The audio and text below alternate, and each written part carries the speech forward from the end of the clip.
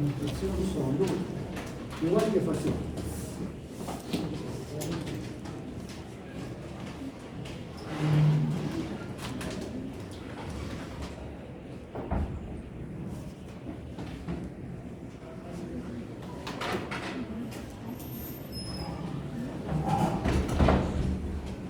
Bien. Entonces, hemos estudiado facciones comenzaba con un tremato. En este caso es otro tremato el que causa esta enfermedad, pero la diferencia es que, bueno, el nombre que es otra especie está localizado en el pulmón, ya no en el hígado. Se adquiere por ingerir metasectarias o copias de cangrejos vivos. ¿Cómo se adquiría la fasciolosis? Al comer vernos con metasectarias. Acá también vamos a ingerir metasectarias, pero en cangrejos. Pero no son cangrejos de mar, son cangrejos de río. En el norte del país, así como nosotros tenemos camarones en los ríos, ellos tienen cangrejos y se los comen. Entonces, de esa manera se puede. Este es el paradigma. El individuo es más pequeño que paciente. Este mide entre 1.5 y 2 centímetros. Facciones entre 2 y 3. No tiene el cono cefálico que veíamos en el paciente. No tiene cono cefálico. Tiene también dos ventosas, pero esta es la ventosa ahora, la ventosa ventral está casi a la mitad del costado.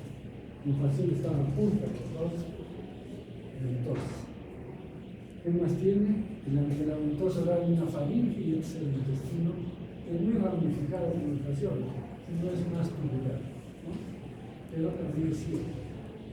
Luego es hermafrodita también, y tiene. ¿Cómo que es? ¿Sí? Entonces, se recuerda fácilmente. Estos tienen el aparato reproductor, este es el útero y este es el ovario. Y tienen dos testículos también que son que también tiene tegumento, y el tegumento tiene sus testículos. Entonces, eso es. Este es un esquema más grande para que vean la ventosa oral, la ventosa ventral, la faringe y el intestino ciego. Luego, este es el útero que no viene hasta acá, generalmente está acá arriba, este es el ovario y este es el ovario. Y estos son los testículos que no son así como hemos visto, son ramificados. Es un esquema muy bien. Que es superior que llevar una persona en defensa artificial. Yo he probado las preguntas. De hecho, una clase me han pedido en el ejercicio que tengo que hacer una clase de enseñar los sistemas y se equivoca. O sea, te da todo el esquema, todo lo que necesitas, te da diapositivas, pero o sea, no puede ser que no haga eso como lo he hecho. Hay que revisar. Por ejemplo, dice que la cisticercosis se adquiere por comer carne de cerdo. ¿Es cierto? No es cierto, ¿no? Bueno, pero me ha hecho también una clase para académicos, pero también una clase para niños. Eso está muy bien. Y entonces hace esquemas así para que los niños entiendan. Pero este es un esquema para niños, también para ustedes. Porque esto no es así, que es de manera. Pero sí, de todo. Bien. Han escuchado el mensaje. Porque por ahí me dijeron, esta promoción tiene un libro de relojes y que hacen un llamadito y contestan las cosas. Y a veces contestan las cosas.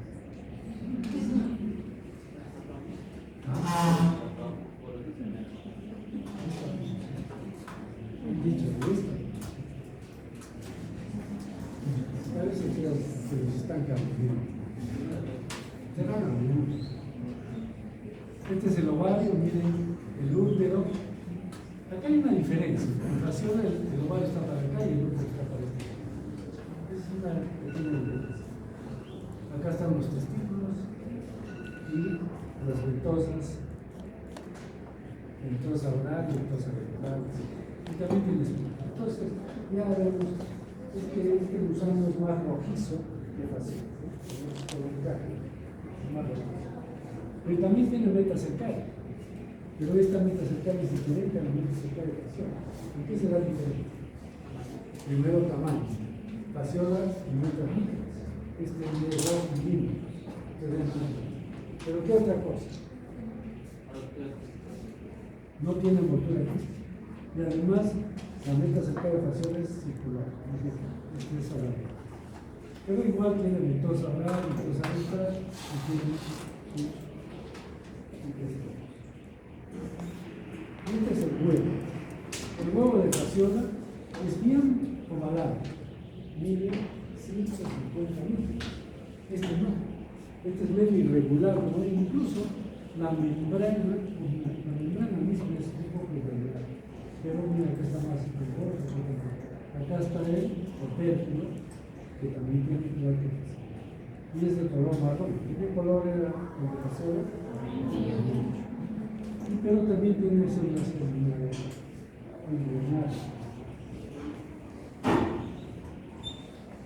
Y este es el hospedero molusco. Estos caracoles se parecen a los momineros, pero son más cónicos. Muy cónicos y son más pequeños. Mucho más pequeños. 2 milímetros, miren. Vamos a 3 milímetros. Se llama Aroaquilus colombiensis. Ese es su nombre de este caracol. Algunos autores están diciendo que no debe llamarse así, por cierta razón, es mejor que lo sepa. Se llama Otamovilus mirandol. ¿Por qué mirandol? ¿Ah? ¿Cómo? ¿Cómo se llamará? Miranda. Miren nuestro amigo Miranda.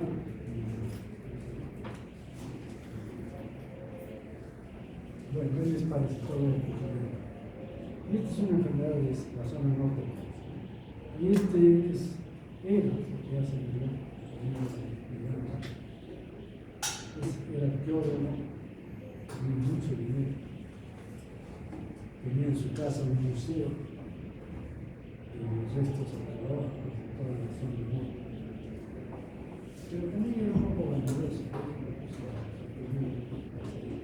Pero finalmente que no ha quedado ese nombre. Entonces seguimos usando el Aroaquilus colombiensis. Y el hospedero astrópodo es este. Y esto se come. Y se llama Pseudotefusa chilensis. Es su nombre científico. Pero ahora en Chile,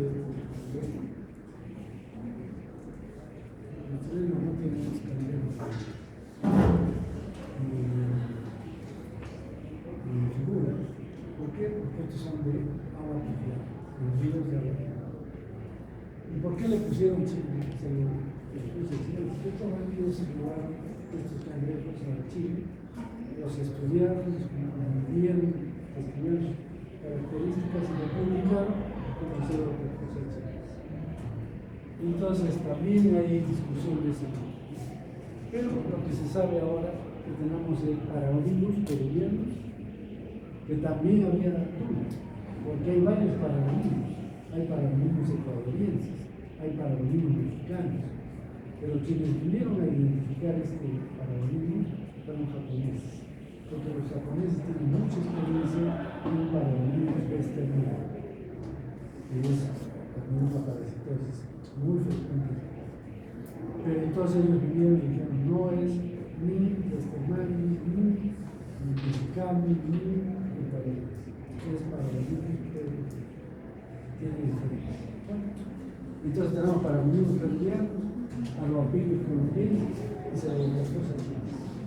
Todo importante. Bien, estos son los elementos que no pueden. ¿Cómo es el ciclo?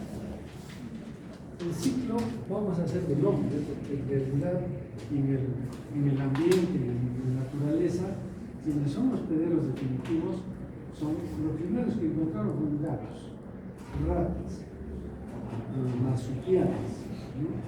Y entonces estos animales silvestres son los que mantienen el ciclo. El hombre no.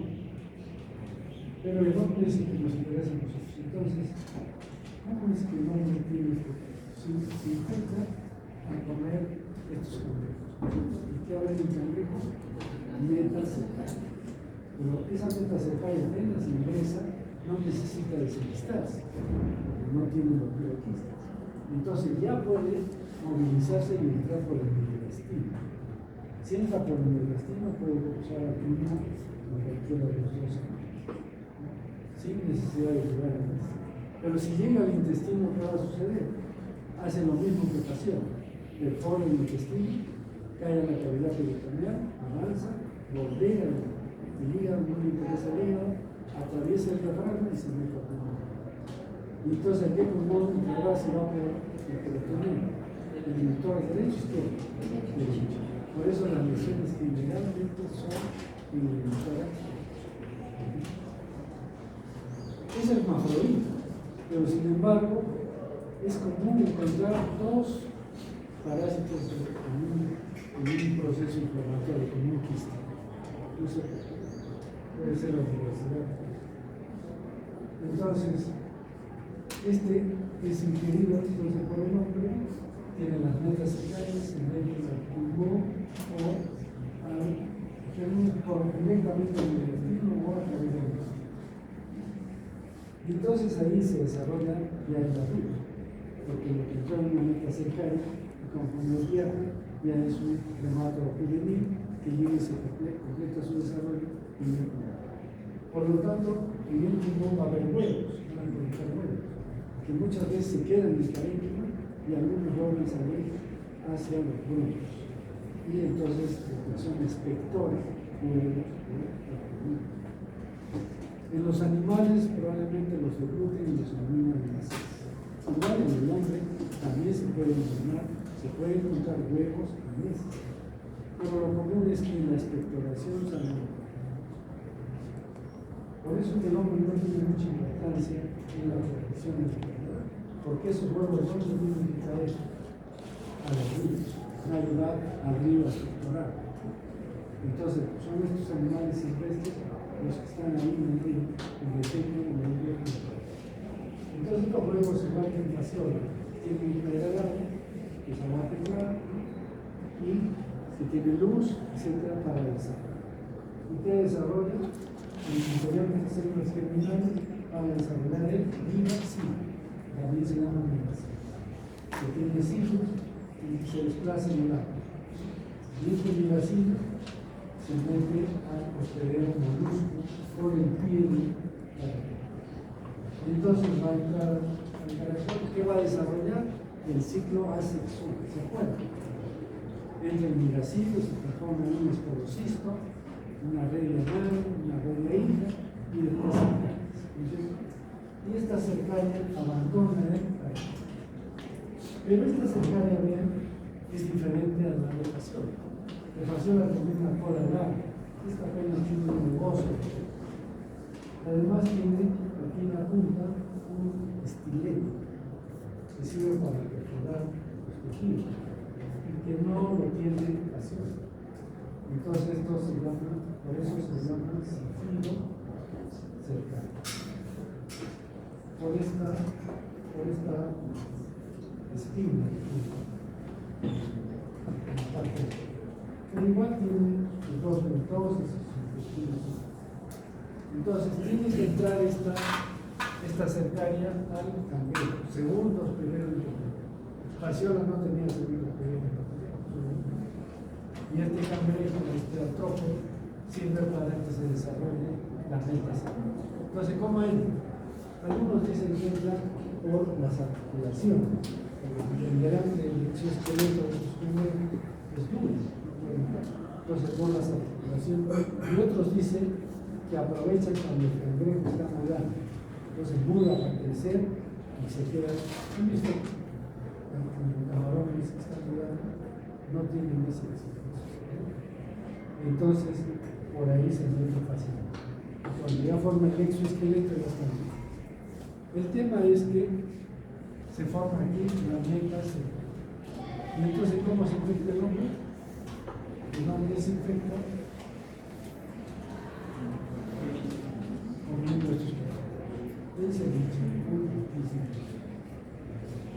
Entonces, localización, ¿dónde está? Pulmón. Estaría infeccioso para el hombre, meta cercana, mecanismo de infección, consumo de cangrejos crudos, pero primitivo, hemos visto la saliveña, los gatos, los gatos, hospederos intermediarios moluscos, el Aguapilus coloquiensis, hospedero intermediario arcóporo, pseudoprofusa.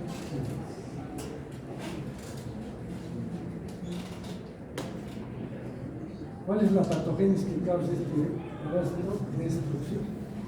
¿Por qué? Porque perfora el intestino o el intestino y llega a produce una reacción inmune, son cuerpos antigénicos y lógicamente una reacción inflamatoria. Se producen especies de cavernas o como quistes en el pulmón.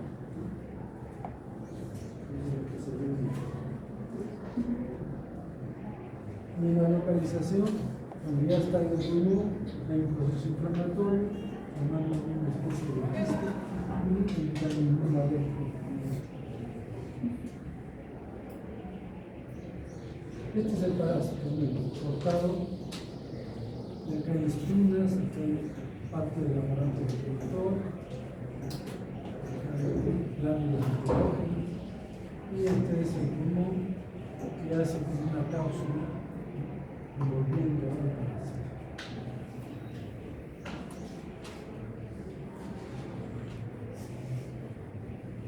Vean acá. Un corte de pulmón con mucha reacción inflamatoria, el huevo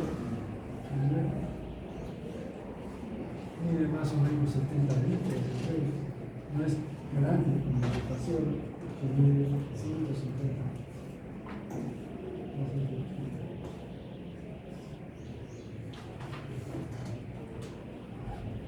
Entonces, ¿qué es lo que va a dar este proceso?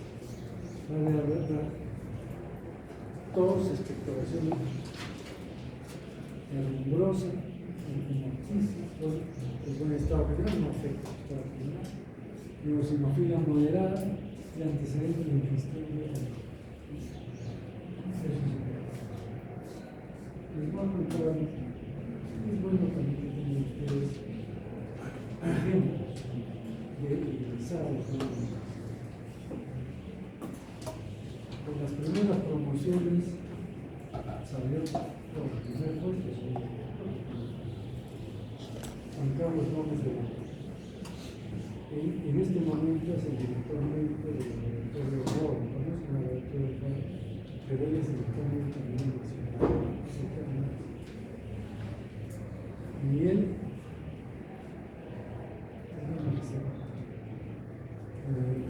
terminó y sus tesis elaborando un kit para la esclerosis, el problema de la se toma en Argentina, en el Chile. Después cuando vino, digo, ¿cuánto vas a hacer? Se voy el kit, vas a ir. ¿Por qué te vas a la fuerza aérea? No les he contado. Este es un joven que es una situación muy buena, pero cuando estaba en la secundaria no era su padre. Entonces se acabó la buena situación de fútbol y eso hace que tenía que ayudarse. Un tío que tenía primero, pero terminó. O sea, esa disculpa de que no tengo que trabajar, son cosas. Entonces, si yo digo, ¿pero por qué te vas a trabajar? ¿Por qué para arriba? se fue a Iquitos, hizo ahí su sede. Y cuando le terminó el seno, postula a San Marcos, ya estaba, se asimiló a la fuerza aérea, pero hizo su presidentado en San Marcos, en patología de la organización. Terminó esto y después hizo medicina tropical en San Marcos. O sea, todos sus especialidades. El cuento es que yo estuve haciendo el reglamento para el examen nominal. Entonces, recién se formaba, yo fui representante de la Junta. Entonces, se me acerca un mayor de la Fuerza Aérea y me dice, colega, ustedes, Santa María, que ya no le llaman católica. La católica, ¿usted se la sabe? Sí, porque tengo un curso ingresado de su conducción y ya son bueno o malo. Y me digo por qué. Porque tengo de asistente, o sea, de asistente a Juan Carlos Gómez de Doctor. Tengo como seminista a Hermes Espencer. Este chico sacaba 18 y 19 años. En todos los cursos. Ya, bueno, hace varios años, no sé dónde está ahora, trabajaba con un japonés que era el director del Instituto de Hemodinamia y Unidad Top, en casa.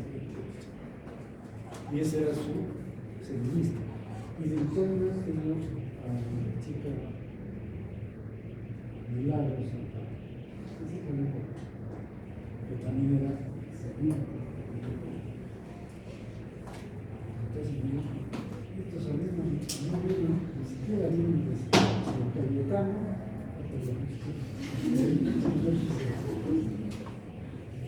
ni de Cayetano vienen estos egresados. ¿Cómo es que hacen? Bueno, son algunos de los directores, todos, pero me jamón un poco. Y es que eso se hacía. Eran los primeros producciones, excelentes. Claro, es la producción de 30 rublos, 40 rublos, 60 rublos. No había la masificación. La enseñanza era personalizada. Yo hacía prácticas, ¿ustedes con cuántos alumnos hacen prácticas? Hacíamos 6 alumnos y no hacían cuántas horas hacen 3. Nosotros teníamos 4 horas y les dábamos todos los días. Es decir, alumnos bien. Bueno, pero ¿dónde va el cuento? Es que un día me llaman colega Carlos y me dice, doctor, tengo un paciente de la Fuerza Aérea que tiene tos, expectoración de fibrosis, hematitis, no tenía eosinofilia y tiene el antecedente de ingestión de como de la Fuerza Aérea está por todo sitio. Y me dice, le hemos pedido beca en disculpo, negativo. Entonces, lo que estamos pensando es que para que le he hecho un lavado bronquial, he obtenido la muestra y he revisado y está mirando. Pero me dice que nunca he visto un huevo para venir es excepto que los vi en la práctica. Entonces les enseñamos para venir. Entonces me dice, pero no me acuerdo muy bien, entonces me gustaría que usted lo revise. Y mandó a través del laboratorio, todo mi frasco, me pasé una tarde completa. Nada. Se le llamé, y yo, ¿sabes, Juan Carlos, qué es que? Bueno, no. Y después de 15 días me llama. Y me dice, ya tenemos el diagnóstico. ¿Cuál es el diagnóstico? Es que él, en su laboratorio, empezó a trabajar en lo que tuvo que molecular para enfermedades infecciosas. Y desarrolló una técnica, por primera vez en el Perú, técnica molecular para tuberculosis. Y me dice, tiene tuberculosis. Ha salido positivo.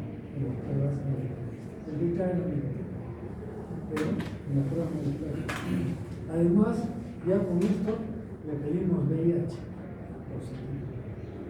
O sea, un paciente VIH positivo, pero hay que pensar también cuál es lo que aleja el diagnóstico. No tenía los síntomas. Y el estado fundamental, aunque se mantenía, pero después ya se desmontó. Esas dos cosas. En una radiografía, ¿cómo es que diferenciamos un paragonimo de una tuberculosis? No lo hemos dicho en la base de indicadores de riesgo. ¿Y dónde es la tuberculosis principalmente? Entonces eso también ayuda para hacer el diagnóstico.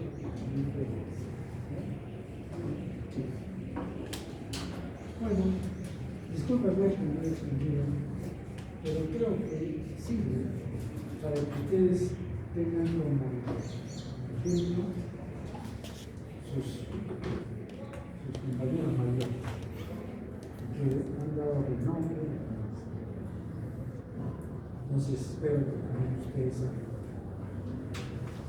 profesionales exitosos. Por eso soy el más antiguo de los docentes. Y hemos trabajado desde el principio. Cuando decían que no, la Universidad Católica forma médicos saludistas, no van a entrar a los hospitales. Y después cuando empezaron a ir a los hospitales, mis colegas me decían, oye,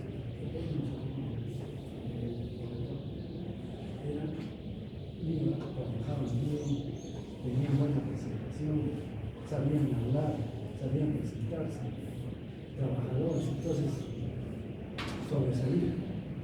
Entonces, pero eso fueron los primeros. Los mismos que me dijeron eso, me han dicho en estos últimos años, ¿qué ha pasado? Ya nada que ver con los primeros. No los estoy. No, mi intención que no es que se sientan mal, sino que ustedes pueden hacer cosas. ¿Sí? Sino que tienen que poner más interés, estudiar más. Estos chicos estudiaron de menos que todos. Por eso son así. La mayoría están en Estados Unidos, los mejores están, y los que están acá son de primera vez.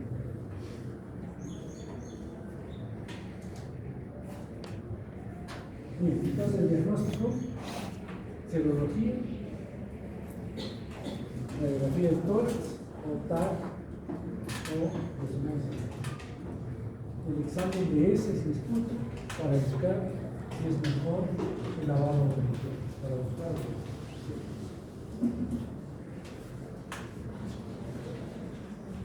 Esta es una tomografía para bolivianos. Dentro de este curso de inteligencia artificial, el curso esta tomografía. Escríbenme lo que ya su comentario sobre esto. Y me dijo que había imágenes de conversación, hiperespecialidad, como hiperespecialidad, y después tratando el diagnóstico diferencial para boliviasis o tuberculosis o tuberculosis. Entonces, ayuda esta inteligencia artificial, es una herramienta para que se vea.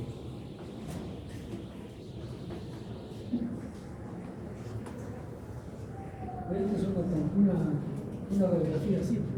Acá está la imagen de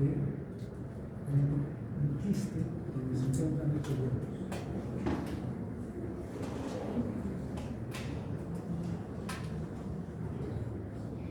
Y esto es para el lavado bronquial. Se hace un lavado bronquial para recoger todos los residuos secundarios. El ELISA también ayuda para el diagnóstico. Y el consumo de cangrejos en la biotecnología esto es lo que hace. Los casos no podemos decir que hay una prevalencia, son casos excepcionales, no todos del norte del país. Aquí la prueba es también de agua. Sin embargo, el otro día he visto en el periódico una propaganda que decía se venden cangrejos del norte para comida regional.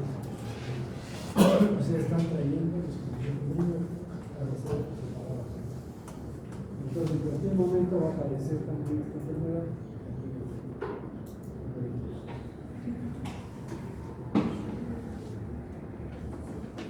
Los hospederos definitivos son gatos, zarigüeyas, hurones y ratas. ¿Conocen las zarigüeyas? No. Los hurones, sí, es un hurón. Y de hecho es asado. Esta es una zarigüeya, es una rata. Es una cola larga, zarigüeya. Es un marsupial. Y entonces, conocen, son gatitos. Y el otro es un gato. Todos estos entran al río, se sacan los cangrejos, los destruyen, por eso los primeros estudios de paradomiasis del ciclo lo han hecho en gato, para ver dónde estaba el gato, le han hecho cortes de limón, para hacer todo el ciclo. Y este es el plato sabroso que se come, el cangrejo, acompañado de conchas de aluminio. Pero hay que tener cuidado. Me encontró, en realidad no encontró porque es un sitio silvestre. No vamos a desaparecer los cangrejos, no vamos a desaparecer las ratas. Y la edificación del hombre, que son estos animales. El tratamiento es clásico. En realidad, los japoneses que vinieron a hacer este estudio trajeron una droga que se llama. En realidad es la droga de elección para el tratamiento de la cara, pero mucho mejor no existe. Entonces, una droga alternativa es el frasco, que funciona en un porcentaje.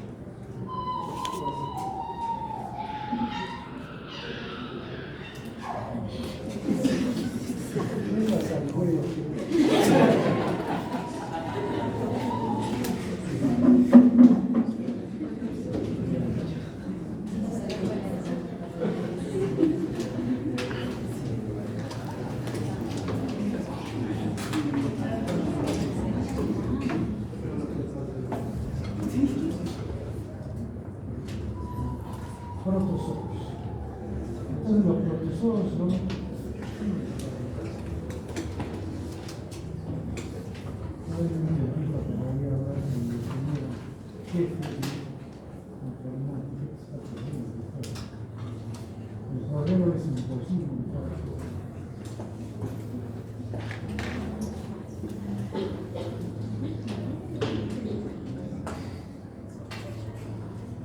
entonces, vamos a hablar de algunas, en general, de los protozoos.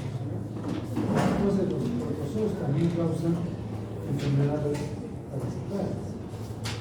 Pero, ¿qué características tienen los protozoos? En primer lugar, son unicelulares, son células, ya no son macroscópicos como lo que hemos visto hasta ahora.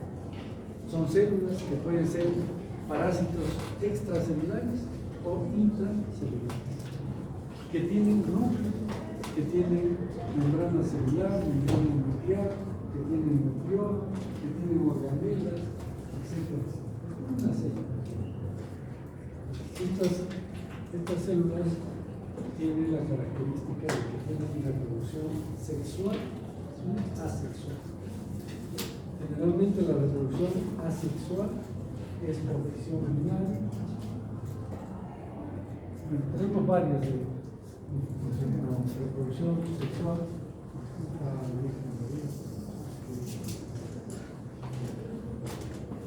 Fisión binaria. Es decir, es una célula que se parte en dos, ¿no es cierto? Divide su núcleo, sus cromosomas, etc. Esa es fisión binaria. Pero hay otras asexual. Pero hay otras reproducciones. Por ejemplo, endodiogénica. La La endobiogenia quiere decir que un parásito, por ejemplo, aquí, este parásito, dentro aparece otro parásito. Y después se separan los dos. Eso se puede llamar endobiogenia. Porque hay endopoligenia también, y son varios. Otra forma es la esquizogonía. Esquizogonía. ¿Qué quiere decir? Que un parásito que tiene un núcleo, este núcleo se empieza a dividir en varios pedazos de núcleo. Se fragmenta la cromatina y después se forma citoplasma alrededor. Estos son esquizoides y después cada uno es un merozoide, y después es un trofozoide. Entonces es esquizogonía. Hay otro que es la esporogonía, que es la formación de esporozoides. Y la reproducción sexual se denomina gametogonía. ¿Por qué? Porque acá se hay gameto sexual masculino. Entonces también hay reproducción sexual.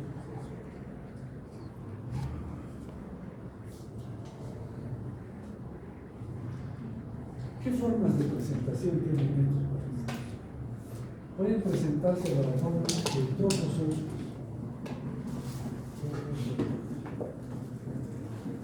o quistes o pseudoquistes. Pero lo más importante es trofozoitos y quistes. ¿Qué es el trofozoide? Es la estructura viva, es la forma en que se alimenta, que se reproduce, que invade tejidos. Esa es la forma viva del trofozoide. Mientras que el quiste es la forma de resistencia, porque tiene una envoltura quística que le permite soportar el medio ambiente. Para la transmisión se produce. Entonces estas son cosas generales. Ya saben que es un hospedero definitivo. ¿Ah? Ayer les preguntaron. Pero acá ya no hay adultos. Entonces, ¿qué cosa es el hospedero definitivo en el caso de protozoos? Es en el que se desarrolla el ciclo sexual. Y el hospedero intermediario en aquellos medios que se desarrolla el ciclo asexual.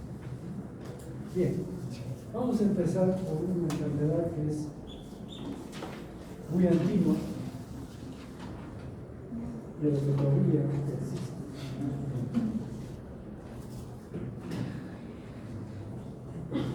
¿Qué representa esto? Si ustedes tienen que poner una palabra a ese plano, ¿qué es? ¿Ah? ¿Cuál? Una palabra. Muerte, ¿no? ¿Es cierto? Vean este hombre. Este hombre, ¿qué tiene? Está demasiado casi para bien. Está al borde de la muerte. El cura que está en los santos óleos, el juez que hace el testamento, etc. Y el militar está. Este es un cuadro de Londres, cuando Londres tenía sus colonias en India. Entonces la moriasis que venía de la India enfermaba a la gente. Probablemente este era un alto condicionado, qué sé yo, que iba a la India, pero dinero. Los ingleses han sido unos pillos, con la palabra, pero los ingleses han sacado de todo el mundo. ¿Sí? En la China, en la India, en América. ¿De dónde nos han sacado? A nosotros nos metieron en la guerra con Chile, pero de salir de quienes manejaron todos los ingleses. O sea, pero esta es la consecuencia de ellas solas, y entonces ya demás. Entonces este paciente está muriendo por que ahora ya nadie se muere para morir. Es más fácil curar, pero también hay gente que se muere para morir. Entonces, ¿qué es la moriasis? Infección del hombre. Este es solo del hombre, no es solo causado por el protozoide carbonil histolítico, localizado en el intestino grueso y que puede diseminarse a otros. Si es el intestino, ¿qué se puede producir? ¿Qué síndrome? Disentería.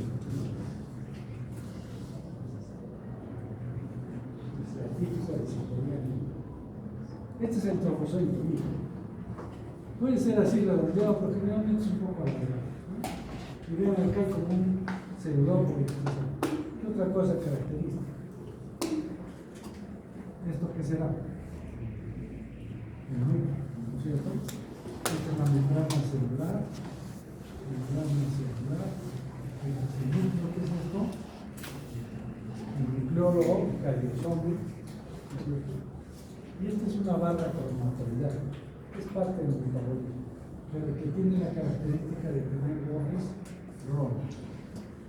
Y en el interior puede haber, no sé si es ¿cómo está una cosa? Entonces,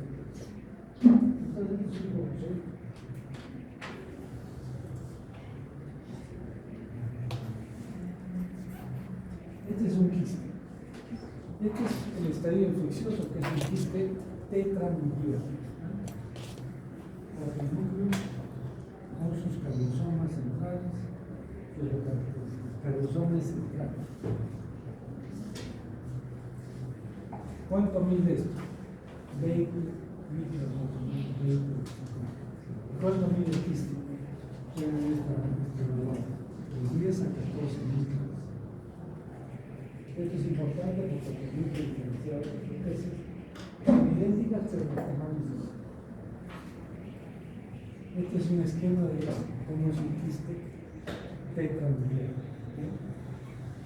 Un quiste con una cromatina uniformemente distribuida, la cromatina en la membrana nuclear, el nucleolo de la zona central y las barras cromatoriales en todo el cuerpo. En ese sentido, el tamaño. Este es otro trozoide. Ven el nucleolo, la cromatina uniformemente distribuida, no está en grupos, sino en grupos pequeñitos. ¿Qué será esto? ¿Ah? ¿Qué crees? Glóbulos rojos. Entonces, lo que están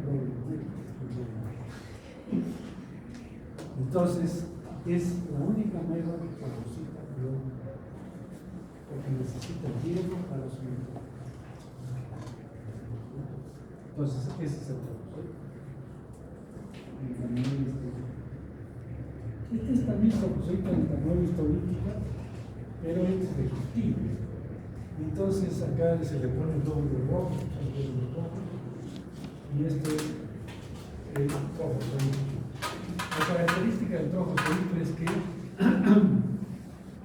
digamos, este es el núcleo, con la cromatina uniformemente distribuida en el interior, pero todo el centro es granuloso.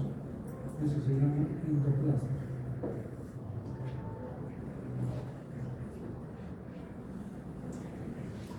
Y por fuera hay una sustancia transparente que une, que se llama el ectoplasma. Entonces, ¿esto qué será? El ectoplasma está permitiendo que se haga un pseudópodo. Entonces, estos trofozoitos, cuando se desplazan, porque tienen movimiento, siempre emiten un pseudópodo de la parte del ectoplasma y avanzan en este sentido, siempre en forma unidireccional. Es como que la nueva será en un solo sentido. Esto es importante para diferenciar también de otras amebas. Entonces acá tenemos el ectoplasma, esta es la parte rugosa, no se ve en el núcleo, y acá hay una estructura que siempre, no se sabe por qué, atrae a los eritrocitos y después los engloba. Esta parte se llama el englobo. El englobo. Bien, entonces ya estamos en el proceso. Acá se ve mejor, pero no sé por qué se ha coloreado intensamente, no se suele ver así, sino de la cromatina más dura. Pero este es el nucleolo y está el trofozoito. No sé, finalmente se vuelve a redondear cuando se le fija. pero en la realidad es más alargado. Y este es el quiste telcano. ¿Cuál es el problema con las psoriasis? El diagnóstico es complicado. Porque, si bien es cierto, yo puedo ver trombocitos, y esto es bueno que ustedes sepan, ustedes tienen que hacer diagnóstico de psoriasis. Si tienen un paciente con síndrome de centeno, que no saben qué tiene, le toman una muestra de ese mucus y lo llevan al microscopio. Si ustedes ven un trombocitos que se desplaza en forma unidireccional, y si tienen eritrocitos en su interior, está hecho el diagnóstico, están autorizados para ver. No esperar que venga el laboratorio, van al microscopio, al laboratorio, porque es la única que fagocita lo. Entonces, en trombocitos más o menos es fácil, pero no siempre se ve. ¿Por qué? Porque el trombocito rápidamente se destruye. Entonces hay que tomar la muestra fresca, se le puede poner un poquito de suero, para que no se retraiga. A veces pueden confundir el trombocito con macrófago, porque los macrófagos también se mueven. Y entonces, ¿cuál es la diferencia? Este es un trombocito de el núcleo, hay una relación de 1 a 5. Mientras, o sea, 1 y esto es 5. Mientras que el macrófago es así, 1 a 3. O sea, un tercio de toda la célula es un macrófago.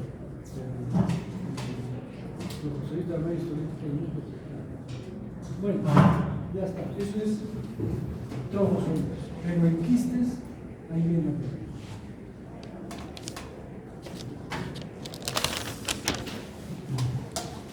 ¿Cuál es el problema?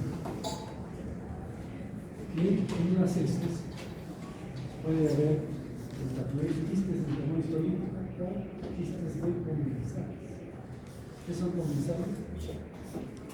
Son parte de la microbiota, que son parte de la. Entonces, ¿qué primero razón? Vamos primero por partes. Estas son exactamente idénticas, ¿sí? O sea, tienen quistes tetranucleados con paros cromatoriales de borde rojo que tienen entre 10 y 15 núcleos. Entonces yo veo eso y no puedo saber si es histolítica. En nuestro medio la más frecuente es esta. Por eso que ya les hemos dicho en los laboratorios que deben describir cuando den el informe, no decir que encontraron quistes de tamaño histórico, por eso es falso. Lo que pueden encontrar quistes de metabolera histolítica / metabolera porque no saben bien si es cistística. Después vamos a explicar. Entonces estas son las completamente ideales. La más frecuente de nuestro medio es disparidad. Estas son ocasionales que hay que tratar, y como nosotros tenemos que tratar incluso en Tamaulipas, Bangladesh, han encontrado en Bangladesh, que es un país que está pegadito, ¿no?, de la India, que tiene pésimo sistema sanitario, no tiene mucha pobreza, etc. Después se han encontrado en la Nueva Corea, también en Colombia. Entonces se ha encontrado que varios hierbas, incluso esta colecta me parece que han encontrado en animales simples, pero no han encontrado más. Entonces, estas son rarezas, digamos, pero es bueno que ustedes sepan. Estas sí se confunden mucho y existen. Entonces, ya por ahí hay problemas de diagnóstico. Pero además puede confundirse con metabolema cólico. Ya no tanto, porque esto es ya para el que no sabe, porque se aprobó para esta. Porque este es un quiste que es mucho más grande. Es más de 14 números, 16, 18 números. ¿Tiene cuántos números? 1, 2, 3, 4, 5, 6, 8 números. Tiene 8 números. Entonces, este es el tamaño de la. Este es un autosol comensal. Y el trombosodito tiene la característica,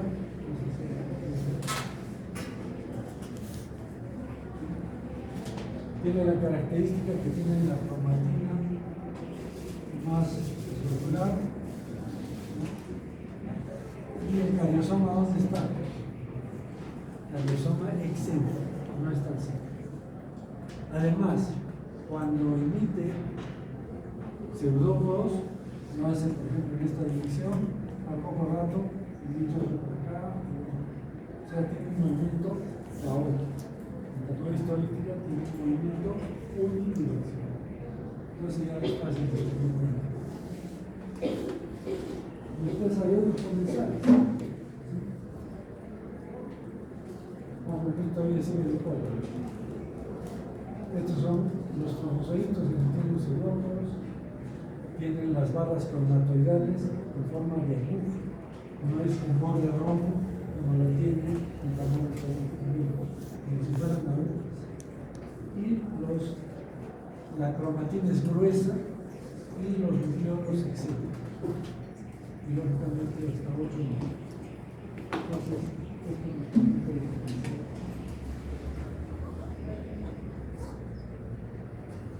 Otros también, todavía es más fácil de diferenciarlos.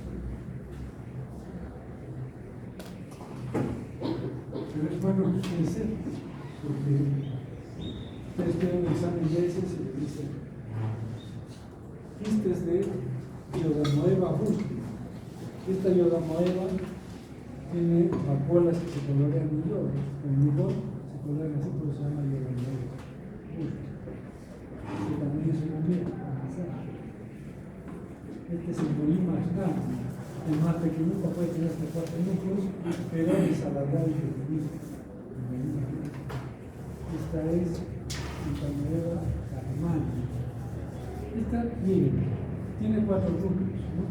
Nucleolo central, cromatina en forma única y distribuida, barra cromatoidal en borde blanco. Es exactamente igual a histolita. ¿Cuál es la diferencia? Nivel con 10 metros. Entonces, antiguamente decían: hay una nave histolítica. La nave histolítica tiene 2 hojas: la magna, que es la patógena, y la pequeña, que no es patógena. Pero cuando aparece el PCR, le identifican que son especies diferentes. Entonces ya no es esta entamoeba histolítica pequeña, es la entamoeba carmana. Es comensal, pero no causa. Bien, ¿cuál es la hay otro más? Te parece un limoncito, ¿sí? Es un limoncito. ¿Cuál es lo importante de esto? Si a ustedes les llegan un resultado del examen de heces y les dicen todo esto, ¿qué le dicen al paciente? Los médicos pueden decir lo siguiente: le dicen al paciente: ¿sabe qué? Miren, todo es zoológico que tenemos que darle un antiparasitario. Y le hacen comprar un medicamento que no le sirve de nada, le hacen gastar dinero, les ponen a sus efectos indesirables. Eso puede hacer un médico. Otros dicen: no te preocupes, estos no son comensales, no te van a hacer daño. Alguien capaz de ver no necesita. ¿Cuál es lo correcto que debe ser? Efectivamente son comensales, no requieren tratamiento. Pero ¿cómo ha adquirido esto? Todos tienen esto. ¿Cómo los ha adquirido? Con malos hábitos de vida. Porque consumen agua de costura, porque no se lavan las manos, porque no lavan la costura. Entonces, ¿cuál es la obligación del médico? Decirle: ¿sabes qué? Tienes todo esto, no te causa daño, no requieres tratamiento, pero tienes que cambiar tus hábitos. Porque así como es adquirir esto, pues adquirir un enfermedad histórica. ¿Sí? Entonces hay que explicarle por qué tiene.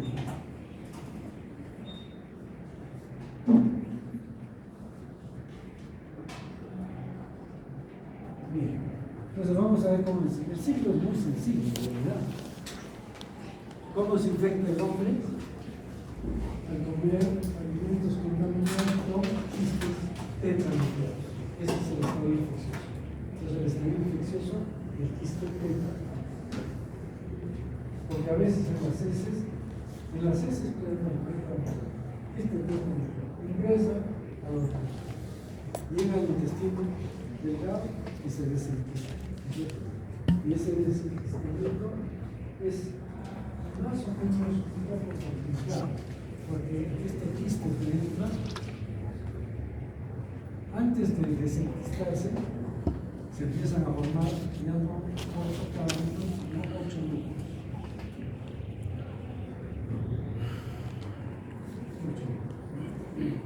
Entonces esto se llama metaquiste.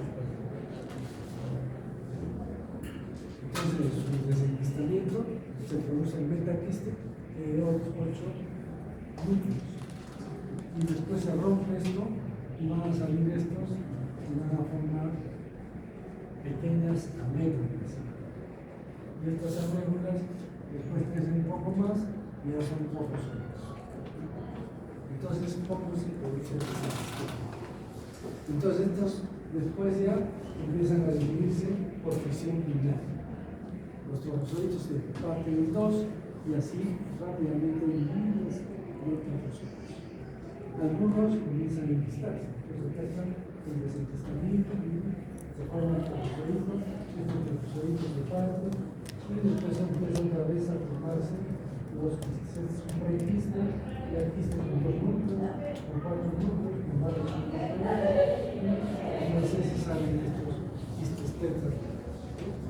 A veces se unen varios hematoidales, ya, porque es trabajar con las hematoidales como una reserva para el quiste. Y entonces después ya no solamente. Y ese es el programa. ¿Está claro? Hasta ahí fácil.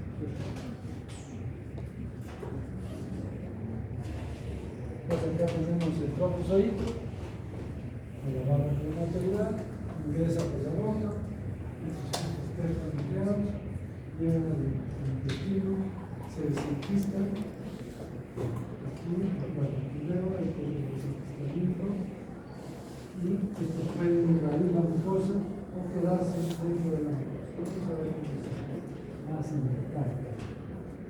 Es importante. ¿Cómo es que invaden los tejidos?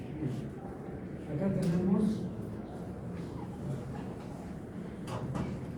entonces ingresa los quistes tetranucleados, llegan a lo que vemos, se desenquistan y aparecen los trofozoitos que empiezan a dividirse por fisión lineal. Tenemos muchos trofozoitos. Puede ser que este trofozoito no pueda invadir la mucosa y sale con las heces. El trofozoito generalmente no existe. ¿Por qué no puede invadir la mucosa? Porque para invadir la mucosa requiere una proteína de adherencia que tiene el trofozoito, la membrana, una proteína de adherencia que se llama lectina. Y esta lectina tiene que unirse a una galactosa de un receptor que hay en la mucosa intestinal. Si no se produce esa reacción de receptor, proteína de adherencia, no hay liberación de enzimas, no hay invasión de la proteína. Entonces, ¿qué puede impedir eso? El mucus. Si el mucus del intestino es normal, tiene abundante galactosa. Entonces la lectina se va a unir a la galactosa del mucus y no alcanza el epitelio intestinal. Y entonces se elimina bloqueado. Pero cuando se produce la proteína de adherencia, ya la pena esta unión de la lectina con la galactosa produce una señalización celular que empieza a producir enzimas que destruyen el tejido y la penetración. Entonces vamos a tener la úlcera intestinal. Y si alcanza un vaso sanguíneo, a través del vaso sanguíneo puede irse al cerebro, puede irse al hígado o a la piel. Entonces ya son otras localizaciones del hígado. Y eso se llama candidiasis extraintestinal. Entonces ven acá, todos estos son trofozoitos o amebas que están invadiendo esta mucosa. Empiezan a invadir la mucosa, utilizando todas estas enzimas, su movilidad, etc. Entonces, ¿cómo es la secuencia de la patogénesis? Lo primero que tiene que suceder es el desenquistamiento, ¿cierto? El metaquiste, las amébulas, los trofozoitos. Luego la adherencia. Esta adherencia tiene la galactosa N-acetilgalactosamina, que se une con la leptina. Esta adherencia produce una señalización y permite la invasión de la ameba al tejido intestinal. Hay citosis, muerte de células. Puede haber resistencia a la lisis por el complemento, pero a veces no. Después se producen enzimas, como la amebapor. La amebapor es una enzima proteolítica que hace túneles, hace huecos en la mucosa intestinal. Hay activación de la captasa 3 humana, puede haber apoptosis de las células de los epitelios, hay secreción de proteinasas por los trofozoitos y cambios de la permeabilidad. Total, que va a haber una úlcera amiloide. Eso es lo que va a producir. Entonces vemos acá la ameba que está infiltrada. No se suele ver leucocitos. ¿Por qué? Porque estas enzimas proteolíticas destruyen a los leucocitos. Apenas vienen leucocitos, son destruidos por las enzimas de la ameba. Y esta es la famosa úlcera en botón de camisa. ¿Cómo es esta úlcera en botón de camisa? Es que la ameba hace la señalización, ingresa por acá, comienza a destruir, ¿qué es esto? La submucosa. Entonces la mucosa la entrada es un punto, como si fuera el hilo botón. Y dentro de la mucosa, ¿qué es?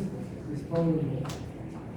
Por eso dice úlcera en botón de camisa o cuello de botón. ¿Por qué? Porque es muscular. Y esta muscular no se ve afectada. Y esta es por la lacerosa. Entonces, la ameba, si uno ve por una proctoscopía, ve puntos de lesión, pero por debajo está la lesión mucho más alta. Entonces, cuando se hace una biopsia, se pierde las úlceras. Pero ¿dónde voy a buscar las amebas? En este cortistolón, porque es un cortistolón. Si yo quiero buscar las amebas, no van a estar acá. Cortis, tejido destruido. Las amebas se encuentran en el borde del piso, avanzando para salir destruido.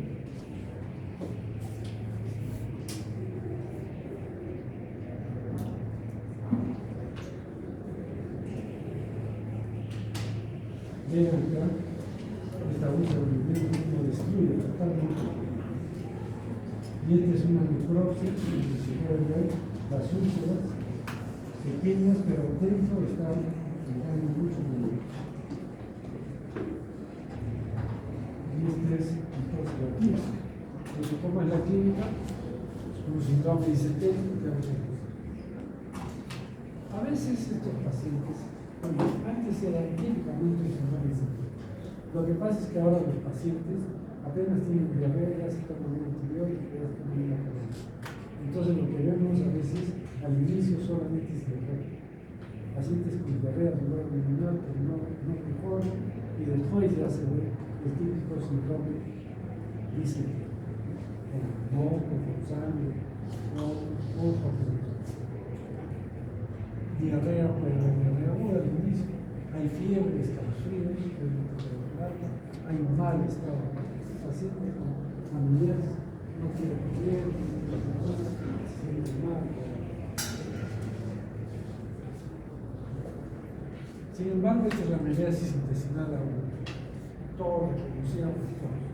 Pero hay otra amebiasis intestinal crónica, que algunos gastroenterólogos a nivel mundial no lo hacen. Dicen que eso no es causado por el médico. pero encontramos quistes. Aquí, ¿qué vamos a encontrar? Trofos. Aquí se encuentra solo trofos. Pero en la amebiasis intestinal crónica lo que encontramos son quistes. Entonces, estos gastroenterólogos no es que la ameba está presente, pero le damos tratamiento para la amebiasis mejor, porque tienen dolor abdominal, diarrea abdominal. Un día tienen diarrea, y 2 o 3 días de estreñimiento, y después otra vez diarrea. Esas son las características de esta amebiasis. Entonces, ¿qué dicen estos gastroenterólogos? No, es que han mejorado porque mejora la metronidazol, el metronidazol elimina a los anaerobios. Entonces, por eso mejora. Bueno, no hay una discusión también. Pero para nosotros sí causa amebiasis intestinal crónica.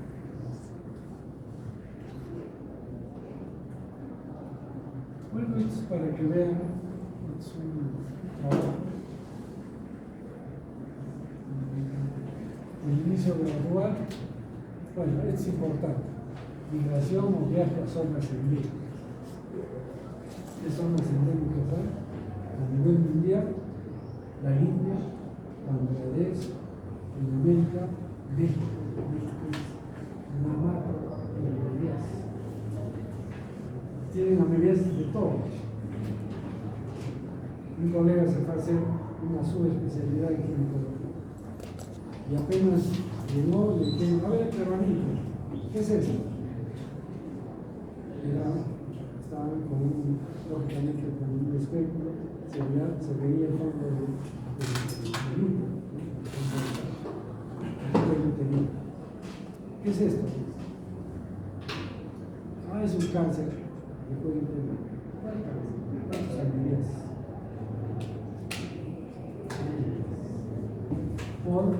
¿Cómo llega la ameba ahí? Por relaciones sexuales anales con una persona que esté viviendo todos los días. Entonces, zonas endémicas. Acá en el Perú, ¿qué zonas endémicas hay? Piura y Arequipa.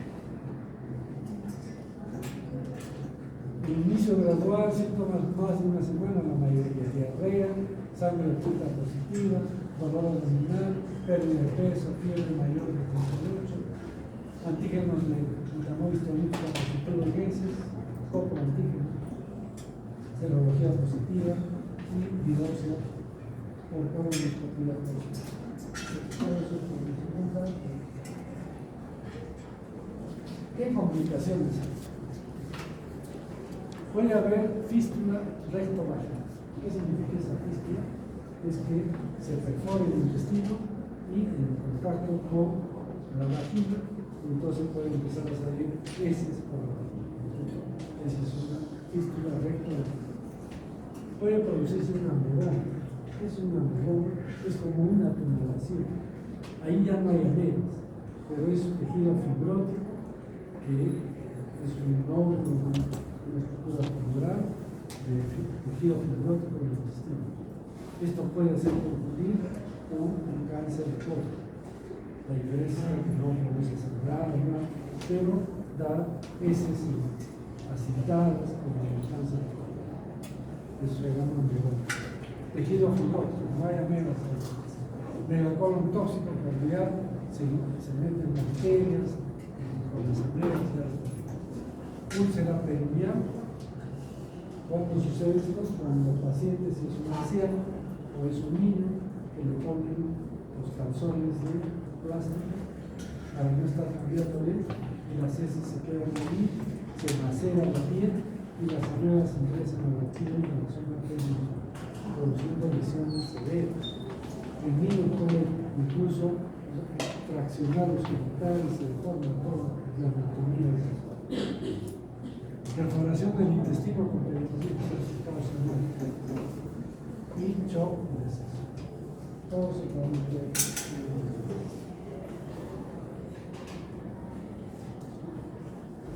¿Cómo es la amebiasis extraintestinal? Puede haber amebiasis en el hígado. ¿Cómo es que llega al hígado? A partir del intestino. Ella se inquieta, se va al hígado. ¿Y qué produce? Absceso hepático mediano. y en realidad es mal llamado absceso.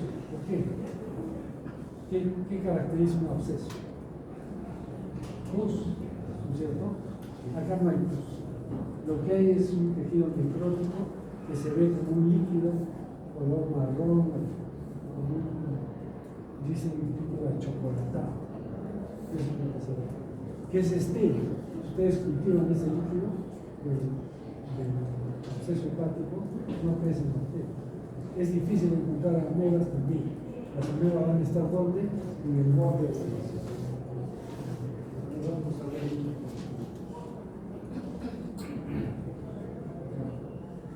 Este es un absceso hepático abierto. Todo esto es una colección que ahora han sacado como un líquido. Entonces, se pulsa esto y sale todo ese líquido, puede salir 800 centímetros. Es sumamente complicado. Entonces, este es un absceso hepático individual. Se hace una biopsia de acá, se puede sacar sin encontrar las semillas. Acá es difícil, en el líquido también, pero hay que sacar ese líquido, si no, no lo se pulsa, se hace ecografía, se pulsa, o sea, cuando uno favorece, se saca todo ese líquido, que es parte del pan. Esta es la úlcera que me llaman cutánea. Miren, complementa toda la zona perineal, parte de los genitales.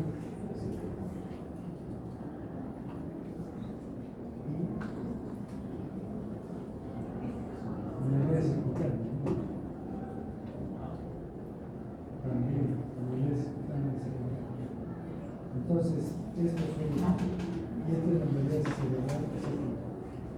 Entonces, miren cuál es lo que puede producir. Entonces, ¿qué es lo que tenemos? El absceso hepático amiloide. ¿Qué da el absceso hepático amiloide? Dolor en el botón de derecho. Este dolor, ¿se acuerdan de emibiasis? ¿Se acuerdan de fasciolasis?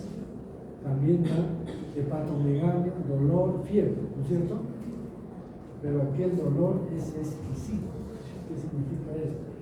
Que solamente que te sobren las sábanas o la piel de esa zona ya te está haciendo delicado. Es un dolor muy intenso. En fasciola tú le puedes palpar el hepatomegalia. ¿Y qué otra diferencia más? Si ya un hemograma, ¿qué encuentro en una fasciolasis? Eosinofilia alta. Aquí no hay eso. Hay leucocitos.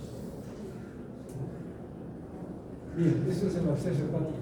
Hepatitis es un cuadro de hepatitis. La ameba está en todo el cuerpo, pero no forma absceso. Entonces hay ictericia, hay fiebre, hay hepatomegalia, etc. En la piel ya hemos visto amibiasis cutánea, fístulas cutáneas medianas. A veces el absceso hepático mediano se pega a la piel del abdomen y se perfora. Y entonces comienza a salir ese líquido por una fístula. Y alrededor de la fístula las amebas comienzan a parasitar la piel del borde de la fístula. En cerebro se produce la encefalitis aguda secundaria. Este es un caso grave de meningitis aguda, encefalitis aguda. Estos pacientes generalmente no. Si no, hay que darles tratamiento con metronidazol, con amlodipina. Es un caso muy difícil. Son pacientes que vienen con compromiso de sensor, con fiebre alta. Entonces, hay que hacer un diagnóstico. Se pueden encontrar las amebas en el líquido cerca de la función ocular, se pueden encontrar amebas en el líquido cerca de la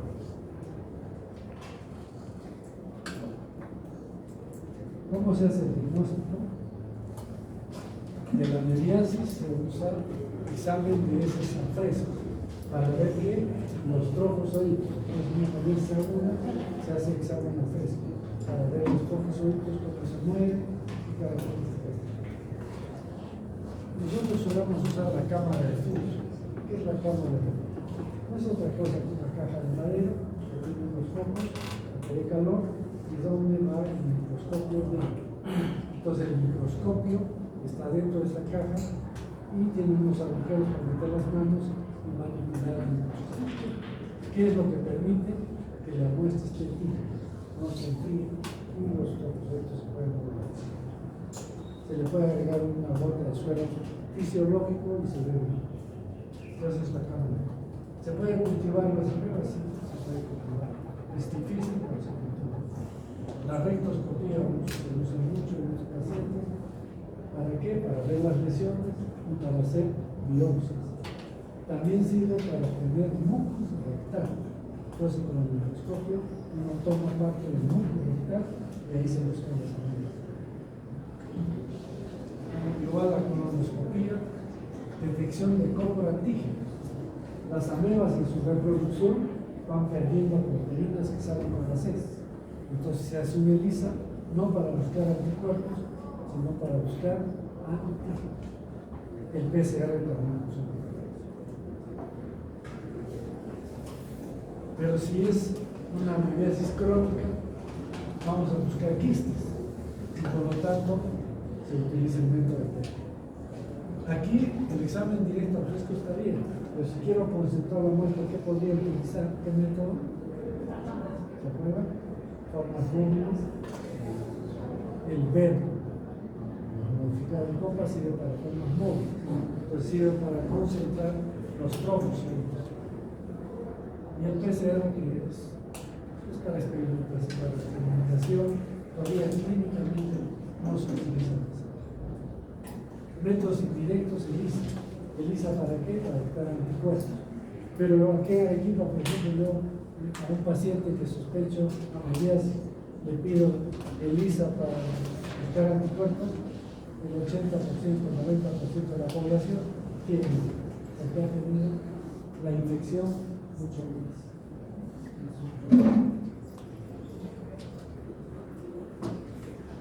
Esto ya hemos visto. Este es el absceso cerebral, una resonancia, una sociedad, los músculos, la colonoscopía, y la epidemiología y el consumir agua servida. Los manipuladores de alimentos tienen que ver mucho con la protección muscular y las verduras contaminadas. Si hacemos un examen de heces, ¿qué estamos haciendo? Sí.